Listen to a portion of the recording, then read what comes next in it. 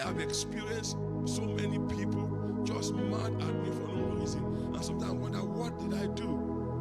Why is this person mad at me? In fact, sometimes I feel that the people you help the most are the ones that the enemy use against you the most.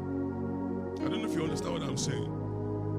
About people that God has used me to help in tremendous way, that I've sacrificed so much for, and they are the one that the enemy will turn and they will come after me. I'm like, what is happening here? It's demonic. Sometimes those people don't even know why they are doing what they are doing. So we must be spiritually sensitive. And I'm not saying everything is the devil, but everything is the devil. Because people just give themselves up to the enemy to be used of the enemy. So the devil is in operation more than we can think. That's why we have to be spiritually aware. That's why we have to know the word of God. You know why? Because the word of God is light. Someone say light. The word of God is light that shines in darkness. You need to be spiritually awakened. You need to be conversant with the word of God to be able to identify the works of darkness. You need to be able to walk in spiritual revelation based on the word of God so that your discernment can be sharp. Discernment, I believe, is one of the most important spiritual gifts in this end time. Someone say discernment. Someone say discernment. Because one of the biggest tools in the hand of the enemy in this end time is deception. Wrong doctrines, wrong belief system, wrong preaching, wrong teachings, wrong ideas that looks good, that feels good, that sounds good. Mistaken identity.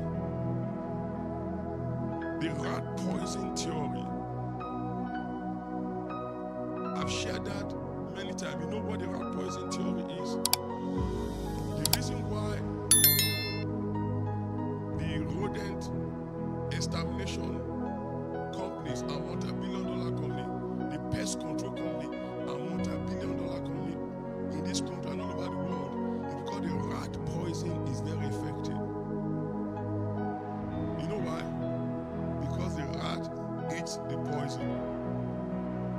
You know why the rat eats the poison? The poison is 99% good food. It's the 1% that kill the rat. So when the rat sees the food, he just thinks he won a jackpot. So he eats, and the last one that ate could not tell the next one not to eat, because the last one that ate is dead. So it's 99% good food. So the rat will just be eating and enjoying is that single that 1% that kills the rat. So it's possible for you to hear somebody saying the right thing, very good, and just introduce a little error, a little falsehood, a little mistake to confuse you. So in the mix of all the right, they just introduce a little wrong to pollute you. Just like I said to you before, I share this with you all the time. This is bottled water. This is clean water. It's not even open, right? Hello. Now, if somebody open this bottle or take a needle and inject and put inside this water a little drop of poop, just one drop, and you can see that someone just injected inside this bottle a little drop of poop, and by the way, it's baby poop, so it's not that bad. It's a clean poop. Will you drink this water? Will you drink this water? Why? Because you guys don't like babies? No. Help me. Why won't you drink it? Why won't you drink it? Because it's contaminated, but it's 99% good water.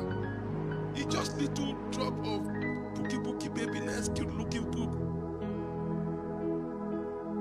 You won't drink it? Why won't you drink it? Because it's contaminated. The slightest poop make this bottled water undrinkable. That is the devil's trick. The devil doesn't have to poison the old water. He just has to put a drop of poop in the water.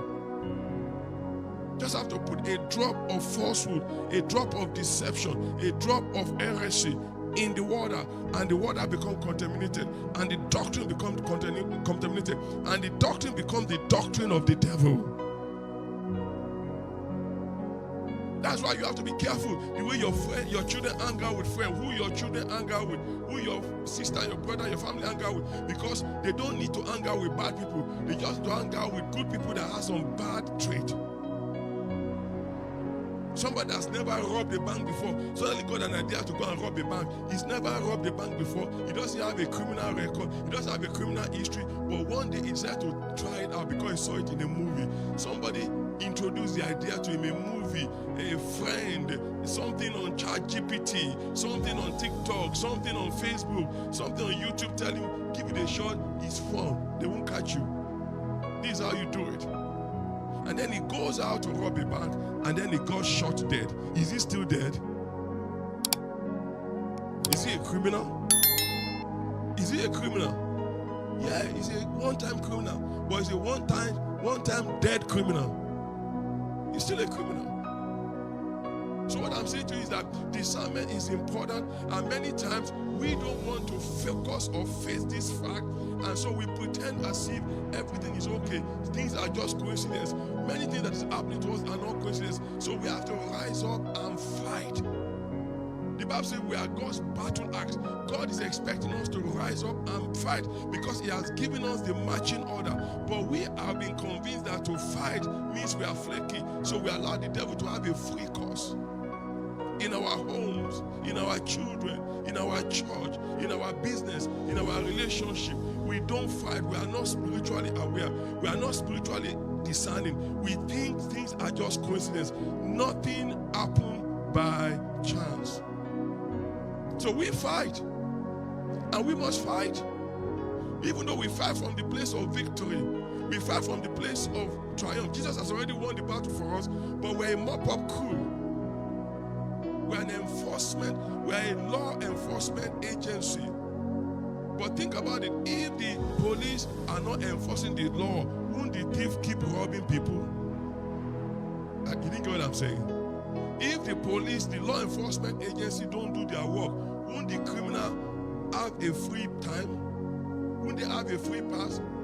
They will. They are criminals. They don't have any right. We have the right. We are upstanding citizens. But if the law enforcement refuse to do their job, there is still devastation and destruction everywhere. Am I speaking to you? That is what is happening in the spirit. We don't enforce our right. We have the right. We are children of the Most High God. We are the born-again Christian. We are the apple of His eyes. We are heir of salvation. We are joint heir with Christ. But we don't enforce the victory that God has given us, so we suffer as if there is no right. So we allow things to pass. We just endure it. Sometimes we say we are suffering for Christ, and Christ said, it's not me, it's ignorance.